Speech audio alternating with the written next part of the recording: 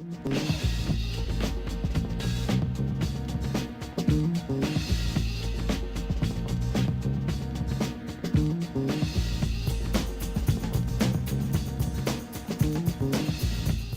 wanted to introduce Patti Chang.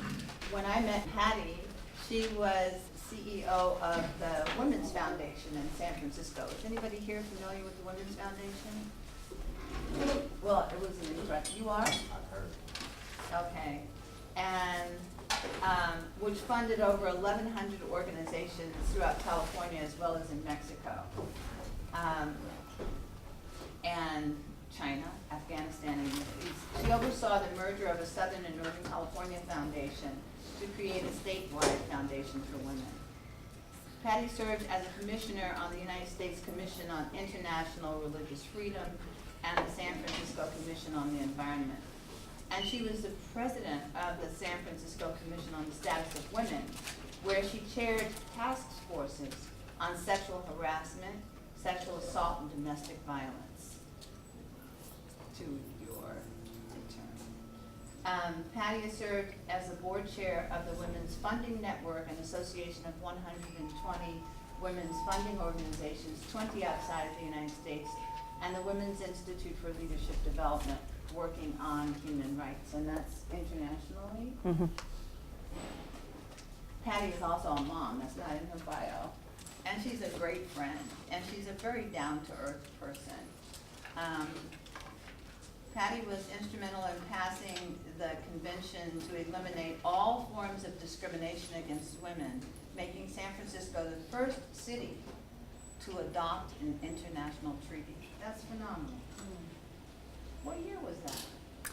Oh my gosh, 10 years ago. That's so recent. Just as a background, right? So 187 other countries have signed on. Wow. The US has not. So we joined with Syria and I think Somalia as being like the only Wow. countries that are part of the United Nations that have signed on. And if you think about Syria and Somalia, where's Syria? Anybody, somebody? Somewhere in the Middle East. Near, what might you imagine? Near Iran, near Iraq. yeah. And what's going on there right now? War. Somalia, where's that? Africa. Where? Southern, you said?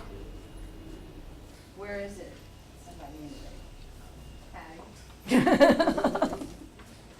I don't know, kind of north. It's more central. It's further up north. Right, and very poor, always ravaged with the spinoffs of poverty, but also intrusion. Anyway, both through her work as the Women's Foundation and through numerous boards on which she served, Patti has worked to end discrimination based on race, class, gender, national origin, and sexual identity. Her passion lies in finding solutions to the economic, social, and political barriers faced by low-income individuals, particularly women and girls. But it's men, women, and children. What's the name of the treaty? The Convention to Eliminate All Forms of Discrimination Against Women. It's also known as CEDAW. CEDAW. It's so amazing what the United States does not sign on. Mhm. They never signed the Declaration for Human Rights. Or against abuses against children, right? Right. Yeah. Just amazing. And we tend to think of the United States as the most civilized.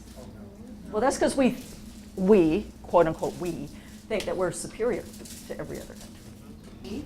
Patti attended Stanford University where she received her BA in International Relations with an emphasis on China, and she received her law degree. Well, you've done just a few things. Just a couple. I'm old. Not at all. I'm old. What are you going to do? Okay, so she will take it from here. She can explain to you the organization that she works with now, which is why I invited her to be here today. because what she did is what I'm asking, is how I'm asking you to think for your final projects. I'm asking you to think social change and social movement. I'm asking you to think, well, you know what the Black Panther Party did with its community survival programs. You know what, in the other class, what women have done over time to change conditions affecting women. So in our communities, now that we've researched, now what? So what? What do we do with this research? How you want to do something? How would you do it if you had all the resources, both financial and human, to carry it out? And I'm sure that you didn't start out with buckets of money and buckets of people. So that's why I invited Patti here today. So please welcome her. Thank you, Erica, thank you for inviting me to be a part of this class, and thank you for being here. So Erica asked me, actually, when I was saying, well, what do I speak about? She said, tell us a little bit about yourself. And I'm actually going to start by kicking it off with a question to you folks, which is, can you recount a time when you stood up for yourself or you stood up for someone else? Yeah? Okay. Who would like to be the first to share? Last year, I was able to stand up for the women and children that were affected with HIV and AIDS, and speaking on behalf of my mother and just helping them understand, like, we all are still family. Even though we have this disease, is not stopping us. Good for you. Thank you. Good for you. And I saw a couple of other heads shaking. I was thinking of myself. I think I was in 6th grade, and I had an altercation with a teacher, and I just held my ground. I don't think you need details, but and my parents supported that. So from a very early age, if you know you're right about something, it doesn't matter if an authority figure or if, whoever tells you that it's wrong. Yeah. It's okay to not bend. That's great. I'm trying to teach my 10-year-old some of that. And then I saw some heads over here. I'll go. My first marriage was one of domestic violence, and I came to a point where I said, I'm not doing this anymore, and I left. And I feel so much better about it now. I was able to remarry and have a good life. I mean, this class is all about resilience and resistance, right? And that's what Black Panther Party was about, and I think it's what we deal with every single day of our lives.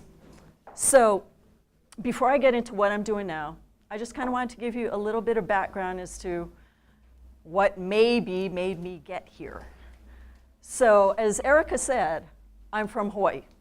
Now, how many of you have ever visited Hawaii? All right. And how many of you have seen it on movies and stuff? Okay. So when I say Hawaii, what's kind of the first thing that pops? Water. Beautiful. It is beautiful. Land?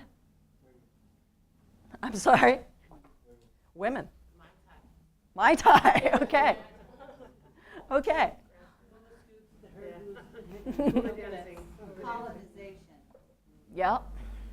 That too. Okay. Good segue. Little bit of history on Hawaii. It is beautiful. And it is also, it's been called a melting pot of different races kind of coming together, etc. Little bit of background on that. So about 120 years ago, Hawaii had a queen. She gets thrown into prison. And why is she incarcerated? It's because you had these folks from the continental United States, also known as the mainland, folks up here, who went to Hawaii and went, wow, this is really nice. We want to grow sugar here. And they became kind of the sugar barons, sugar owners, and they wanted the land. But what was getting kind of in their way was Hawaiian law and the queen. So they decided, we're just going to have a coup and we're going to overthrow her. And they did, and they were backed by the US Marines. Okay? Yes. I read about that in one of my history classes in high school. Her name is Queen Lili'u o Kalani, and she was imprisoned in her own palace. It's the only palace that exists in the United States now. And so sugar became this big deal, right? Sugar and pineapple became the two crops in Hawaii. Now, they had to have people to work the sugarcane. So what happens is they decide we're going to bring in laborers. First, they brought in Chinese. Then they brought in Japanese. I'm sorry, before that was Portuguese. Then they brought in Filipinos, et cetera. Why did they bring in people from all these different countries? Cheap labor, and also, you can't talk to each other, right? So it's kind of like the Tower of Babel. No one can talk to each other, therefore it's really hard to organize, really hard to form labor unions, and really easy for the sugar owners to divide and conquer that way. Okay, so sugar's played a real interesting role in Hawaii, like it has in the Caribbean and others when you brought in slave labor to work the fields and the plantations. Okay, so that's kind of the backdrop of what my father, who last week turned 104, immigrated into about 95 or whatever years ago. Hawaii at that time was still a territory. No, it was still a kingdom, then it became a territory, then it became a state. But I come from kind of a background where it's from China. My grandmother had bound feet. My other grandmother was a picture bride. Do you know what a picture bride is? Bound feet? That's pretty disgusting. It's a practice that was done, right, in China. It literally broke the bones of the feet to make them small. And it was considered, so you could only walk if you kind of swayed. And that was considered feminine, it was considered beautiful. And frankly, you had to be of a certain class for that to happen, because if you had bound feet, you couldn't work in the fields. So she came over on the ship with my dad. And my other grandmother was a picture bride. Do you guys know what a picture bride is? Yes. Isn't that where you said there are like people from the service, if I recall right, see pictures, and or people from the States see pictures of a bride, and they decide they want to marry them, and they bring them over because of the picture? Right. Okay. So she never met her husband until after she got off the boat from China and landed on one of the islands in Hawaii. And then all of a sudden you're stuck, right? I mean, you're with each other. So anyways, that's kind of the background that I come from. Lot of relatives in Hawaii. And it was also a very kind of, Hawaii's a very interesting place. It comes from colonization. It comes also from a very rich history and culture of Hawaiians and how they used to produce their own food system, which we'll go into in a little bit. Let's see. So basically, you've heard a little bit more of my background from Erica. I was sent to, by the time I came around, I was the last kid in the family. So I got to benefit from my parents starting to make a little bit of money. They weren't supposed to. My mother was never supposed to work because she was married to the oldest son of a Chinese family. She was supposed to stay home and take care of the kids. Well, how she kind of got out of that was her brother-in-law happened to buy a restaurant after World War II that was going into bankruptcy. It was a Chinese restaurant, and he was kind of the laughingstock of the town, because it's like, this guy's a night guard, checking on houses, making sure that the lights are off for curfew during World War II. What does he know about buying a Chinese restaurant? No way, he's going to fail. Well, how he made it succeed, and by the way, the Chinese restaurant sat 2,000 people. The only way you can make it happen is you bring in all your relatives, right? The cheap labor, but it's okay because it's family, to work this. And so that's how my mom started to to work, first, doing cashier kind of stuff. Well, she was also a really good businesswoman. And so they began to grow, they began to expand, et cetera, and that's what enabled me to go to school. So they send me to Stanford. I was outed early in that, for 7 years, both undergrad, law school. And much to their chagrin, when I graduated, I decided I didn't want to join a firm. I didn't want to work for the government. I decided I was going to do poverty law. And I took a fellowship that was set up under Franklin Delano Roosevelt. It ended under Reagan, not surprisingly, because it was to send, basically, people who wanted to work for poor people into some of the rural areas. And I was located in Fresno. How many of you have ever been to Fresno? Whoa! That's great. I had never been to Fresno until I worked there. So I spent a lot of time working with farm workers, and a lot, this was in the 80s, a lot of the Southeast Asians were kind of being the new immigrants in town. And they had lots of different problems going on and lots of culture clash stuff happening. Yes? When you say you worked with them, what qualified you to work with them? I was a legal service attorney. So if I were to give you a couple of examples, I get called out to a high school, and there's a young 15-year-old girl with her baby, and she had been threatened the night before by her husband, saying that he would kill both her and the child. She ran away. When I first went to the school, her first question to me was, "You're Asian, was I wrong to leave?" Repeat the question again. "You're Asian, tell me, was I wrong to leave that battering situation?" Because culturally, Asia, you're supposed to stick with, you're supposed to stick with family, you're never supposed to leave it. And she comes from a culture called the Hmong, okay?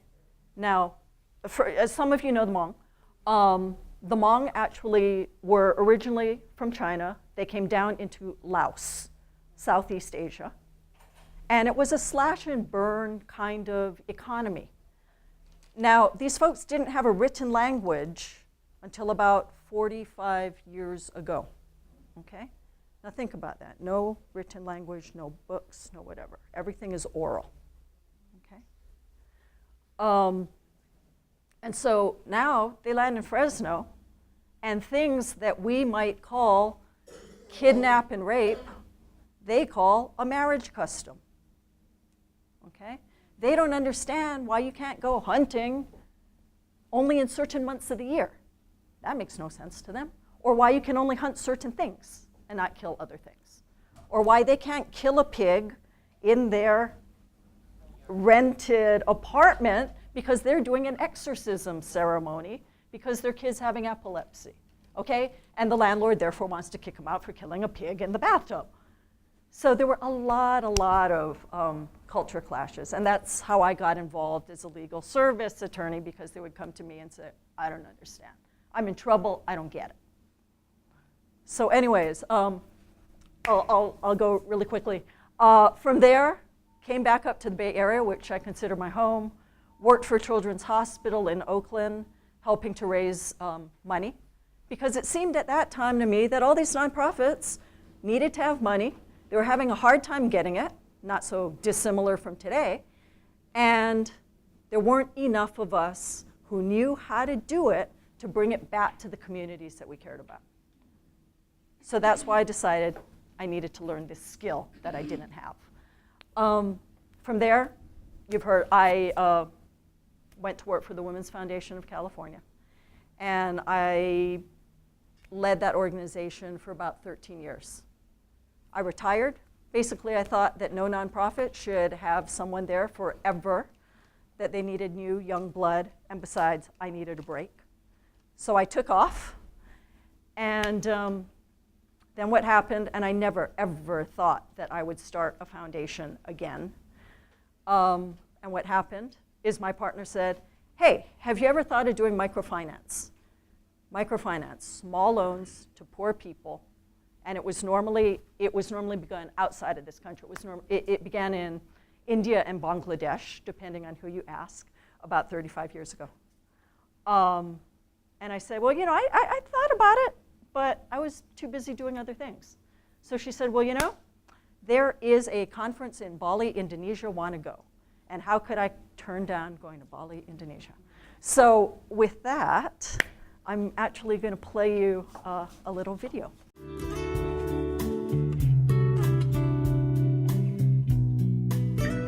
Feed the Hunger is really a manifestation of the physical hunger that people have, but also the hunger of the mind and of the spirit, and of how people coming together through our foundation can make a difference in the lives of others. We do this by using microloans as a way for community building to take place. Loans to people who typically would be considered unbankable. Those who do not have the resources, who do not have the collateral to be given the opportunity to grow a business, to enable a dream to be fulfilled. There are people and there are models of microfinance that really exist to make profit, and that is to make a profit off of poor people. We have found that this population has a very high repayment rate. And because they'll pay back the loan, because they have to, this is their livelihood, they don't really have a choice whether they succeed or not. People have seen this as a way to make huge profits for themselves. Patti and I did not come at this work with that background at all. So for us, a loan is a loan is a loan. What's more important is what the loan does. Y hemos entendido que solamente la comunidad organizada es capaz realmente de transformar su realidad. Muchísimas gracias a ustedes también.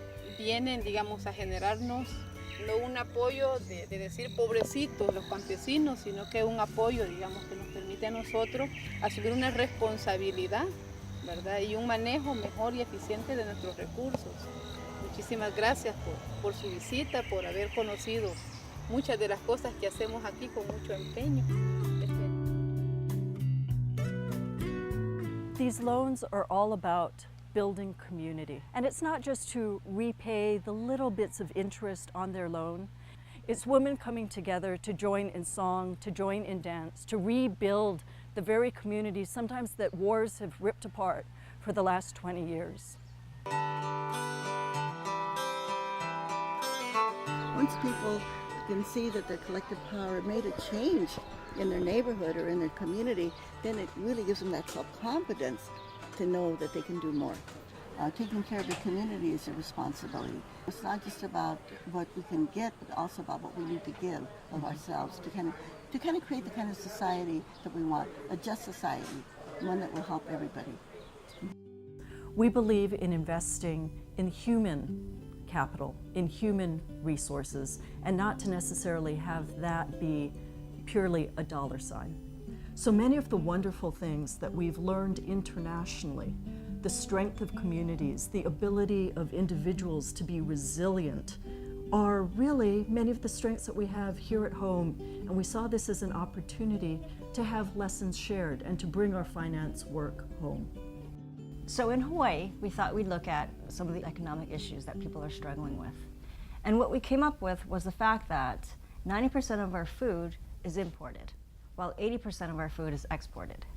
Add to that the fact that what is produced locally is often inaccessible and unaffordable to low-income communities. And add to that the fact that there are very few resources that encourage and promote low-income individuals to become entrepreneurs in this food chain. And lastly, there really lacks an infrastructure in Hawaii for a sustainable food system. California is one of the largest producers of fruits and vegetables in our country. And yet we have a situation where more than 40% of Latinas are food insecure. These are the very same people who are picking the cantaloupes, picking and growing the lettuce that ends up on our plates. Something needs to be done. The goal of our Food for Thought program is to provide low-income individuals who have businesses anywhere in the food system, from compost producers to aquaponic farmers, to agricultural farmers, all the way to farmers markets, caterers and lunch wagons, and restaurants.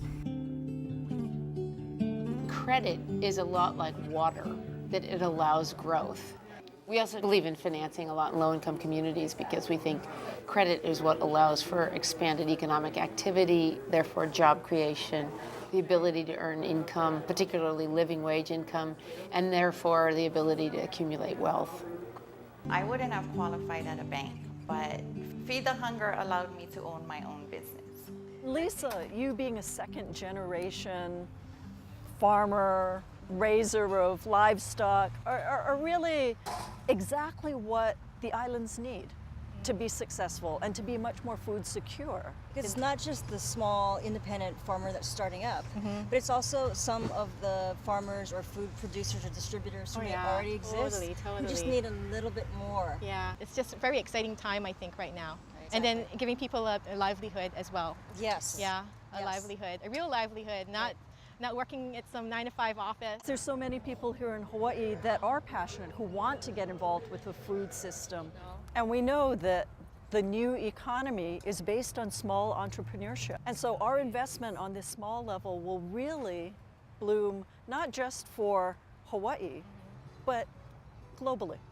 And another thing that we are looking forward to partnering with you on is how we can make it such that the farmers markets, all the farmers markets, accept food stamps. Yeah. Because it is healthy food. Then everybody needs that access. Everybody needs to be eating food that's grown locally. And it's also food that's grown that is from people's culture as well. Yes, right. And it's also bringing people home to being able to cook.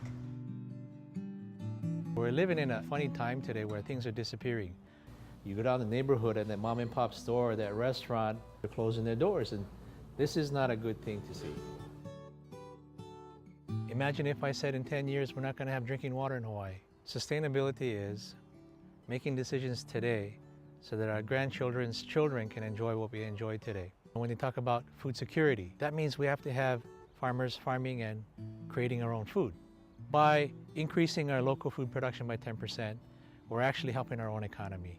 And we actually create 2,300 jobs, $6 million in taxes. It's $94 million to the farmers, $188 million to the state. According to James Peterson, at one time we used to supply 70 to 75% of the eggs that we consume in Hawaii.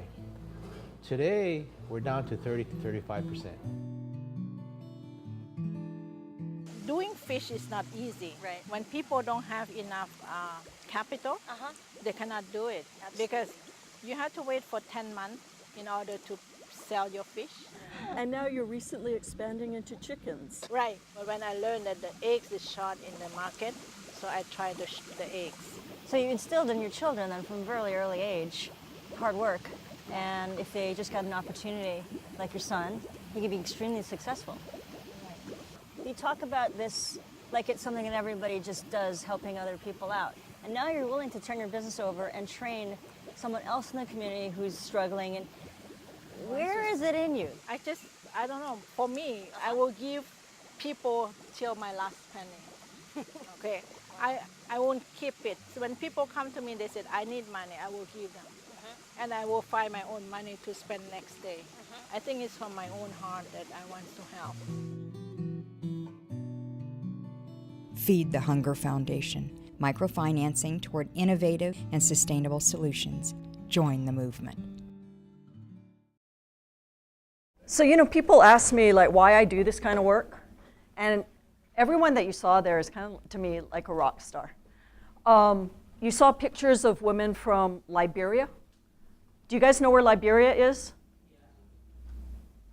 Yes, it says in Africa, it's the only free country that was never enslaved.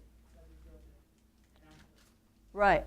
Actually, the capital is named Monrovia after James Monroe, because freed slaves from here were encouraged to go to Africa back in, 1820s or something.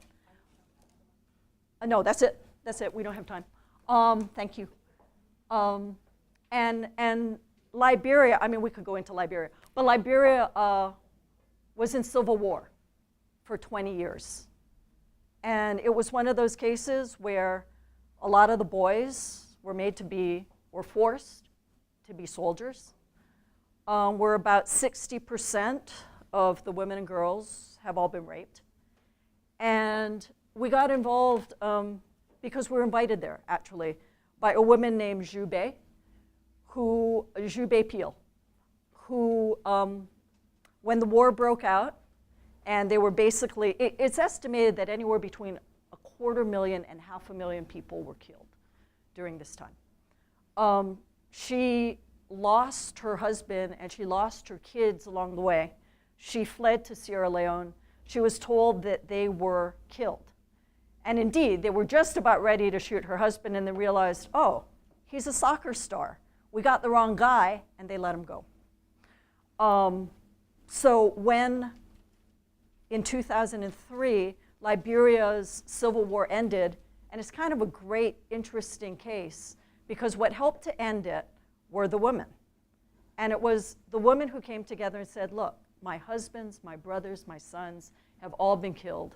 We got to do something about this. And the Muslim women and the Christian women actually came together on this. Because whatever their differences were outside, they had this in common. We don't want our kids to be killed. This is crazy. And so they actually helped to broker the peace with the United Nations, et cetera. Liberia became the first country in Africa to have a woman president, Ellen Johnson Sirleaf. And that's when Jubei and her husband decided to go back to help to rebuild the country. When she first set foot in Monrovia and she looked around, she said, you know, these people need to have something to do. They need some kind of resources. They need some kind of capital to get going. And she was told by, you know, her friends and others, ma'am, you cannot make a loan to these disabled people on the street. They have no way to be able to pay you back. And she said, no, we're going to find a way.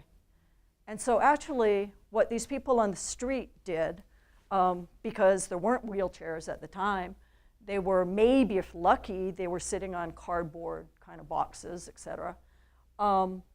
She got them into computer class, and she's trained others so that, yeah, it's really, really hard. They're making pennies on the dollar. What they do is they get a big bag of charcoal, they break it into little chunks, so in little chunks they can sell it from little bags off their laps.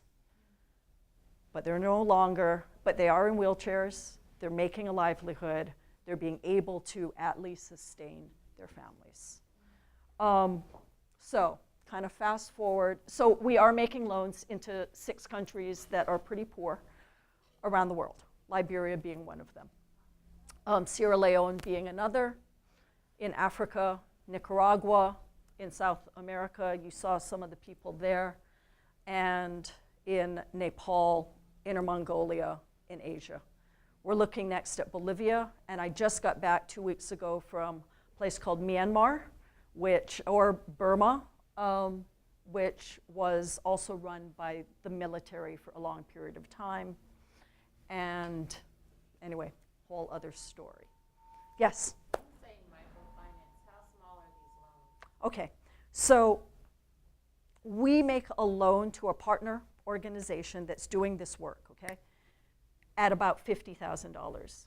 They break it up into an individual loan to a person is about $100. If you pay back the loan, then you're given, and you want another loan, then they up it to maybe 150, 200. Pretty much the highest loan will be about 1,000 if that person is like successful, et cetera. Now internationally, loans are made in groups. So for example, Erica wants a loan. Well, but Erica's really poor. So there's no collateral. There's nothing called a credit history. So what she does is she gets 4 of her other friends, all you guys, who also want loans.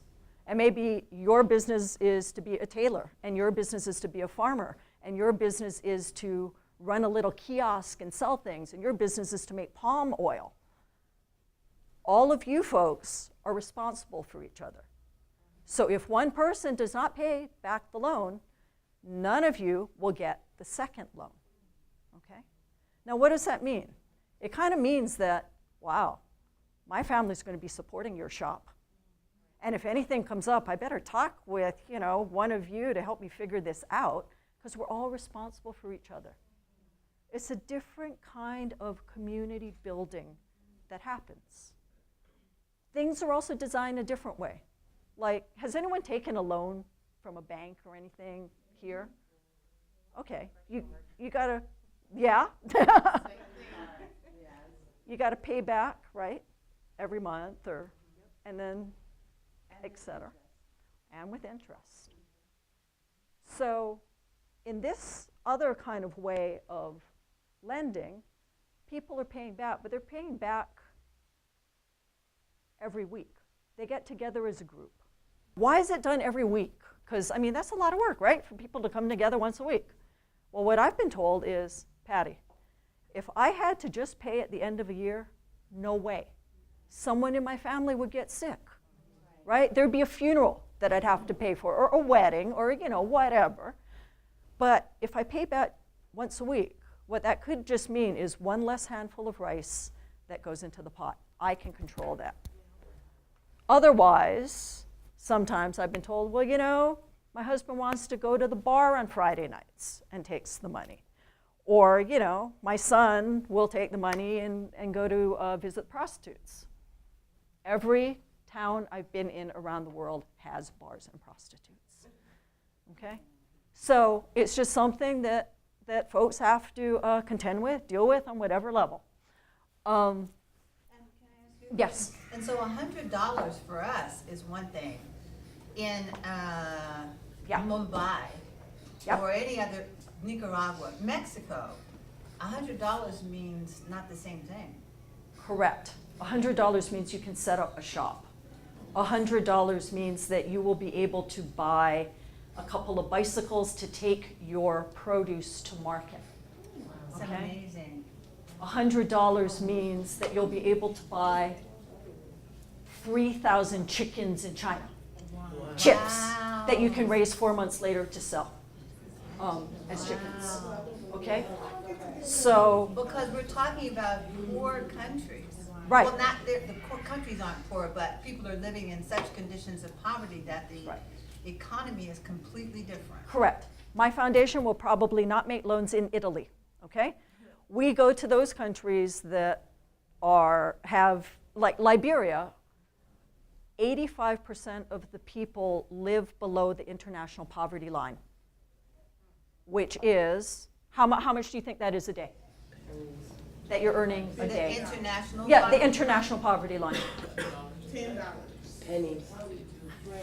$2. You're living on $2 a day. Okay? And that was just raised from the $1 a day that it was But we have a 3 pity years party ago. over $100 a day or something.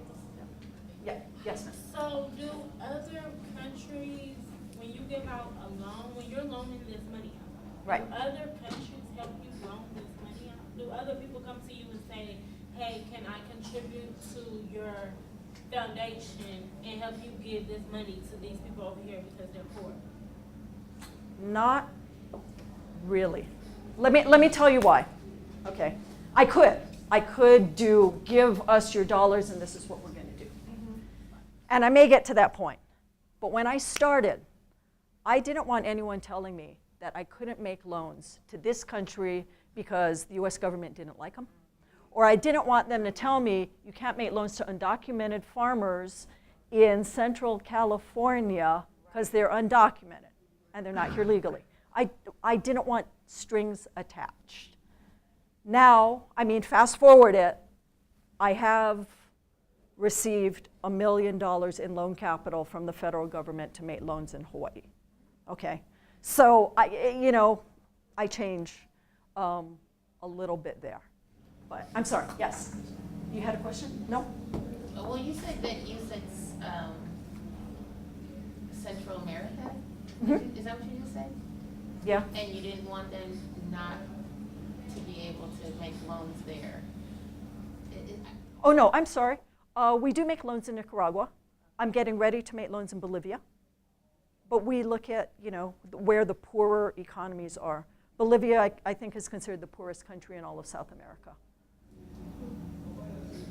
Myanmar is one of the poorest, if not the poorest in Asia. Yes, ma'am. Now, for the people that you loan this money to, because on your the video was saying about how food is 9% imported from Hawaii, and then 80% is exported back out. Right. So for these loans that you give these people, in different parts of the country, in exchange, or, do you get a small percentage of their farming goods, their produce, and then you bring them here? Our interest is 6%. We charge 6% interest.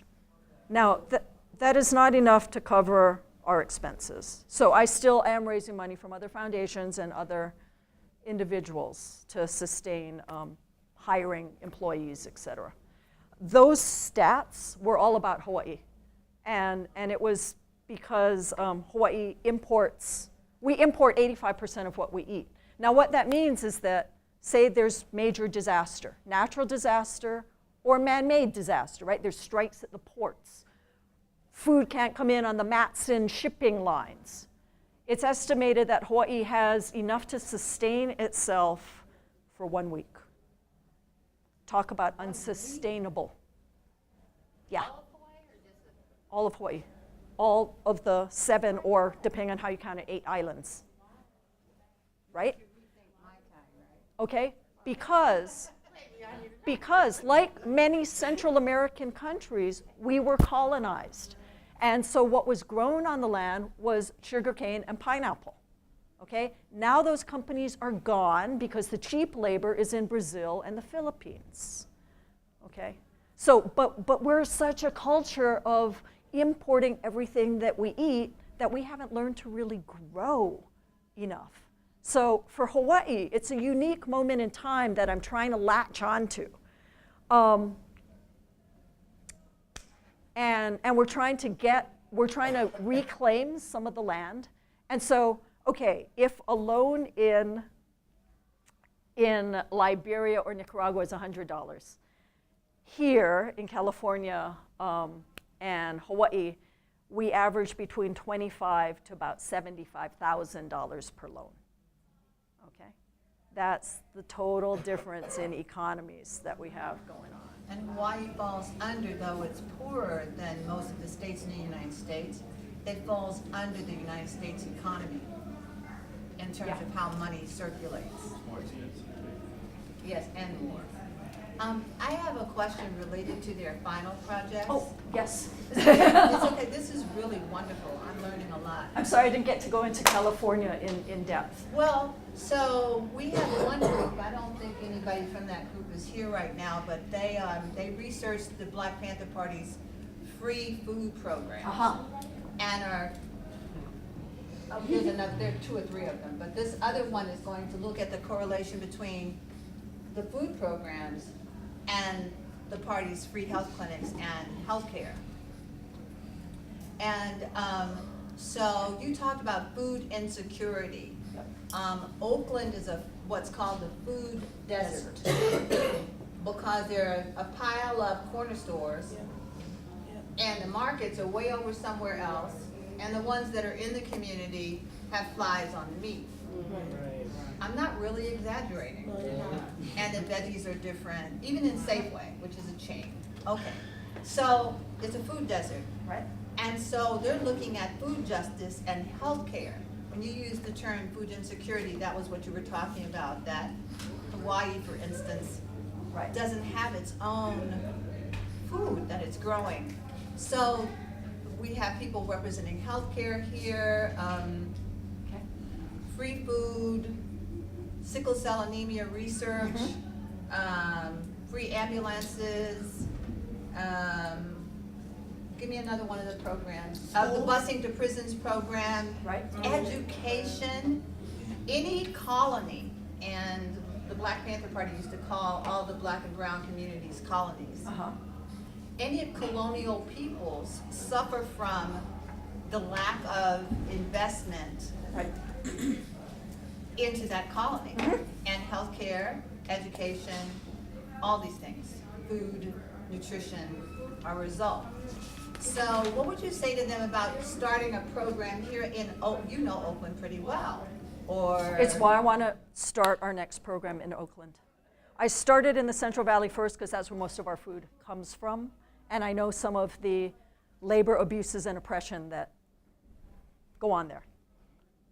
Our next program will be starting up in Oakland. We already fund a farmer who happens to be Liberian, who grows stuff in Capay Valley near Sacramento and sells to Mandela Marketplace. Have any of you been to Mandela? Yeah. Okay. Can you say where it is so people who haven't been there know? It's Market. You should go there. You haven't. Well, how long have you been funding that? Because it's switched hands recently, right? Like in the last 3 years? Yeah, I believe so. Well, doesn't Dana Harvey still run it? I think so. I'm just saying that I know it's changed the face and the produce is, I haven't been in a long time, but the last time I was there, it was much better than it was 3 years ago. Good, good. And actually, Dion Knox should be selling prepared food out of there, or more organic soul food. They have organic foods there? Suppose, yeah. So I'm sorry, and she works, came out of La Cocina and learned how to cook there. But I mean, there's lots of connections. So yes, I would love to be doing more work in Oakland and helping to establish. So you mentioned the markets, right?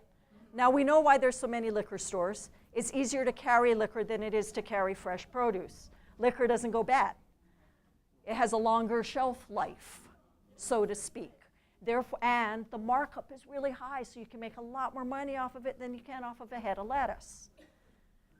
They also say, it's a pain in the butt to get rid of this produce that goes bad.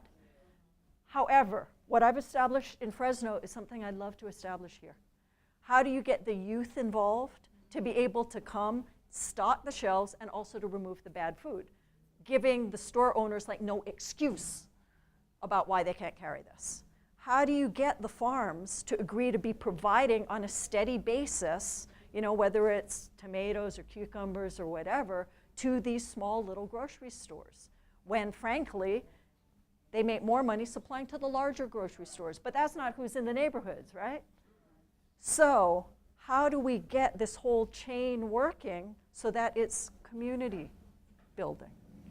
Yes? Maybe it's more economically available, meaning monetary-wise, and get the word out. Because like in those corner stores, the stuff, like you said, they go bad, so people tend to go to bigger chains. And above all those, sometimes it's cheaper. So as far as to get that produce out, meaning purchase, instead of just going bad, you gotta put the word out, you gotta make it accessible, monetary, and just keep it fresh. That's like one of the only ideas that's gonna work, because again, it's gonna go bad, no money can be made, so it goes out the door. You're absolutely right. And who's gonna do that? If you leave it to the store owner, they're gonna go, that's too much humbug, I ain't gonna do that. So how do we get more community folks involved? How do we get more organizations involved in helping to make this happen? It can work. Well, one idea again is not really scratch my back, I scratch yours. Like for the community people that are willing, maybe they'll get so much free produce, and then we gotta make awareness. So then you gotta put it, maybe have free samples, put it out there, get flyers. You know what I mean? Make people want to go. So is that your program for your final? Is that what you're proposing? Maybe. Maybe if I can speak with Patti a little bit longer, we can talk outside of this program. We used a youth league in Fresno to be able to do exactly that kind of marketing. And for the older folks, you got to give them the boxes of produce, right? They can't get it out of the house. Right, and then make it available like what Safeway and a lot of these other big chains are doing. They're bringing the groceries to you. Exactly. So, exactly. but it's Fresno because a while back, a few years ago, I actually dipped my hand in them and also with it's a national park, Allensville. Am I calling it right? Allensworth. You were in Allensworth. Right. Yeah, I know those guys. I dipped my hand in there a lot and do a lot of their annuals. Yeah, but back to also to the community, because it is one of the largest agricultures in the nation. So for those of you who are trying to figure out, I've been getting emails from people saying, what is it, what are we doing? And I've been saying what we're doing, and so I think what it is how do we do what we want to do? How do we do it? How do we create a school like Oakland Community School? how do we create a food program? You have answers, but a lot of people don't. So what would you think would be the first step in replicating either a community survival program or not reproducing that, but creating a newer version of it? What's the first step, Patti? Probably another group meeting. Of those who are interested, I would be happy to say, let's collaborate on a project. Let's see what we can make happen. And it's going to take several months to put in place. We're going to have to research who the different players are in whatever neighborhood we choose. And I don't care, choose whatever neighborhood. I mean, you guys can decide that, and we'll figure out how to make it happen. So I have a suggestion, if everybody could, there's a lot of noise outside, so I'm talking loud. You don't have a lot of months to write your paper. Your paper is due. No, you don't have months. You have May. However, what Patti is saying is that she is willing to collaborate on something that goes beyond paper, which many of you want to do. You want to see something happen. You know, people have said to me, okay, so you guys did that. Well, what's that got to do with me now? Here's what has to do with you now. You can do it. If the Black Panther Party did it and we didn't have a penny, we were on welfare. But we just organized in the community. If we could do it with no money, here you have someone who's mastered friend raising and fundraising for community, not for some big bucks person, but Robin Hood kind of. And is willing to actually do something or give you kind of a verbal, maybe even a written template for doing it for real. So now, but for proposing what they want to do, like, do you want to, Alex, do you want to have a school like Oakland Community School? Okay, so, I mean, what would be a first step for them proposing something on paper, which the best, I would say this is the second thing I want to say. The best proposal or proposals that come to me as finals, I hand over to Patti, and she works with that group to actually bring it into existence. And it would take a long time. We didn't just start the school out of thin air. The free food programs took months for those 10,000 bags of groceries to actually end up in people's hands. That was like, it was a detailed miracle. Or you could write whatever you're going to write for your final paper and work with Patti on something completely different. This class is going to be happening again in the fall. Okay? It could be that an idea begins in this semester that carries over into, so students pass the baton one to the other until the actual program is created. It could be like Or that. the folks from this class become kind of the mentors for the other class and Exactly. grow it, right? I mean, we're talking about growing communities, so. And what would you say, if I polled you right now, what would you say is the greatest need in our communities in terms of programs that serve those communities? Food stability, education. Food and education is what I just heard. And also encouragement to build self-esteem, so it'll So healthcare.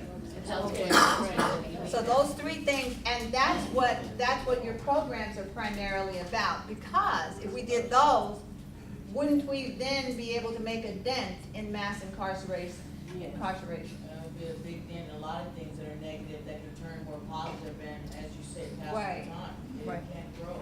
Well, I mean, you're an invaluable resource. I hope you understand. We're not talking about somebody who just talks about something. No, you're not doing it. Yeah. Can I ask you a question? We're actually working with women in Hawaii just coming out of prison to do farming. And that has to do with mental health, right? As well as like physical labor. It is. Yes. My question is to actually you and Ms. Erica. When we talk about like change, and I just think about like growing up in the early 90s and just seeing movies about FBI and like the things that happened, what helped you guys get rid of that fear? Because like just talking about changing, I'm scared. Like, Of what? Like just to create change. What are you scared of? The government. That's what I'm scared of, honestly. And I'm that type of person that's willing to fight and willing to do that, but I need something, a backbone. What is the motivation that kept you guys pushing through the... Because we knew that one day, some wonderful people would create something called Mandela Market. The government's not after them, unless it would be the tax people. Right. But do you understand what I'm saying? Not everything is in the face of the government. We plowed, okay.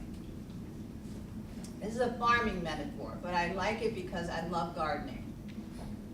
If I wanted to create a garden in an old used car lot, the cars were gone, what would I have to do after and it doesn't have cement, it's just old dirt. Now what do I have to do first before I think about farming anything? You gotta zone it. Well, yeah, after that, after it's all mine and I'm ready to go, there's a step before turning the land. Clean out the toxic dirt. Test the soil. Black Panther Party, we tested the soil, if you follow the analogy here. Then we rototilled, we turned the land over, and it took forever to get something started. Free breakfast program, overnight.